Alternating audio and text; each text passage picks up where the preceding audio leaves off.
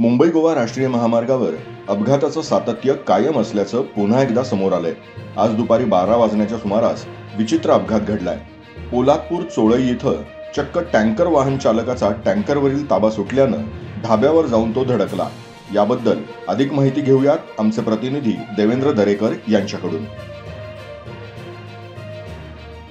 मुंबई गोवा राष्ट्रीय महामार्गावर आज पोलादपूर येथे एक विचित्र अपघात घडला असून मुंबईच्या दिशेने जाणारा टँकर थेट ढाब्यामध्ये जाऊन धडकला आहे। या अपघातामध्ये टँकर चालकाचा जागीच मृत्यू झाला असून यावेळी टँकर चालक हा मुंबईच्या दिशेने जात असताना पोलादपूर तालुक्यातील चोळे गावच्या हद्दीमध्ये आला असताना टँकरचा चालकाचा गाडीवरील ताबा सुटल्याने टँकर डाव्या बाजूला असलेल्या ढाब्यावर जाऊन जोरदार आदळला आहे। यामध्ये ढाब्याचे देखील मोठे नुकसान झालेले असून या अपघातामध्ये टँकर चालकाच्या छातीला गंभीर दुखापत झाल्याने त्याचा मृत्यू झालेला आहे। याचा अधिक तपास पोलादपूर पोलीस करत आहेत।